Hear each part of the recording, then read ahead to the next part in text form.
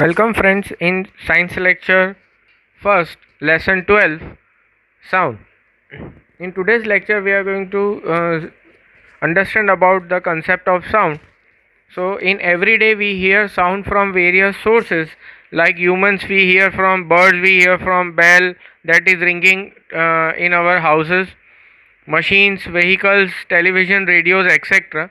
So the sound is basically a form of energy which produces a sensation to hearing in our ears.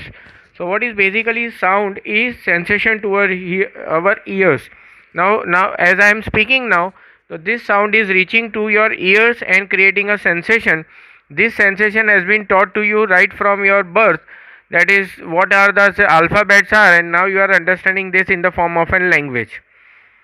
Fine. So you have been taught about conservation of energy, which states that we can neither create or destroy energy, but yes, we can just change it from one form to the another. Like clapping our hands, we can produce the mechanical energy into sound energy.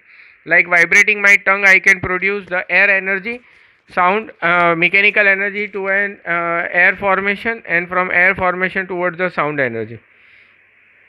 So this is basically mechanical energy converting into the sound energy. So as this you can see this is a bob and a pendulum which is striking to a tunneling fork. Tunneling, this is called as a U shape, is called as a tunneling fork, and this is striking and this is getting vibrated. This tunneling fork produce the sound, and this tunneling fork furthermore can be put inside the water or glass. If this is an empty glass, this is going to produce a sound, a ringing sound, like we see sometimes the utensils are falling from our hand, and that ringing sound that we are able to hear it is very large, right? So that ringing sound we have heard a lot many times and get annoyed also.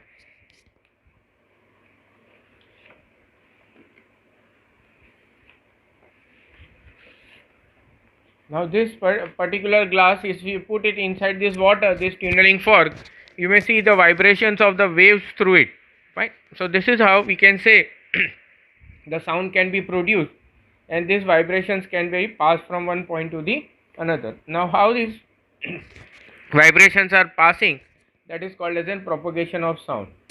Now as we word understand as propagation is passing from one point to the another. So matter or substance through which the sound is transmitted, that is passed, is called as a medium.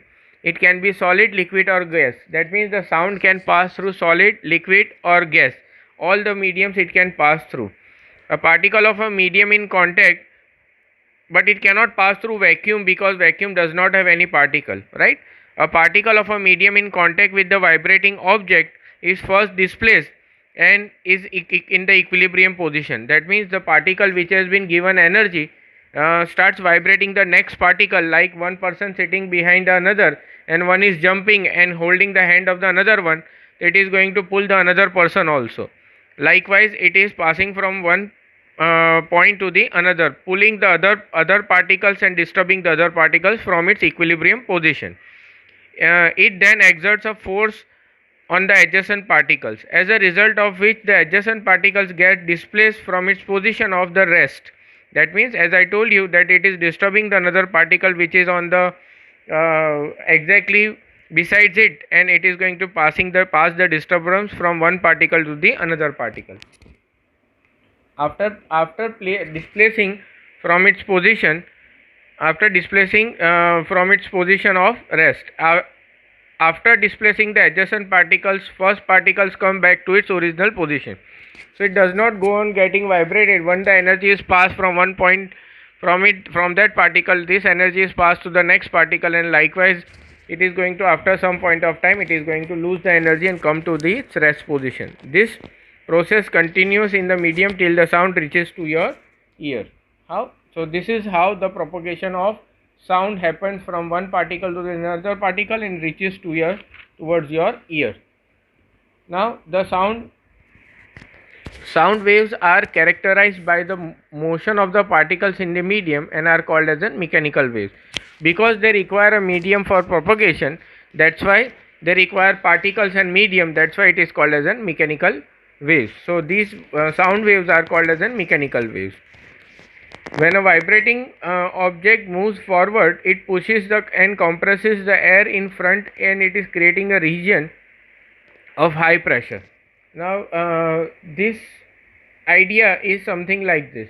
Now, as this tunneling fork is vibrating, right, it is creating some kind of pressure here, and it is accumulating lot of particles here, and these particles goes forwards and come back.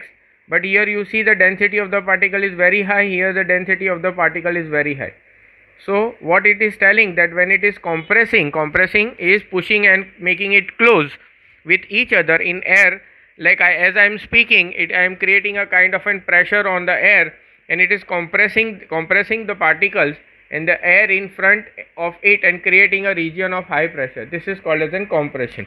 Exactly opposite to it, when the vibrating object moves back, it creates a region of low pressure. Now if you are able to see, these particles are coming back here, right? These particles are pushed forward and these particles are coming back. So this particular region, the particle density is very low. So the particles object moves back, it creates a region of low pressure and is called as an rarefaction. Rarefaction is a particle region, this one, and compression is this one, and this is compression. So compression, rarefaction, compression, compression, rarefaction, compression, rarefaction. This is how it passes from. So compression is a region of high pressure and rarefaction is a region of low pressure. Pressure means it is related to the number of particles, as I told you, talking about in this particular medium or volume. Fine. I hope so you must have understood about how the particles are propagating and how the compression and rarefaction are happening in this particular region, and these mechanical waves are creating this kind of formations of rarefaction and compression. Thank you for this particular video.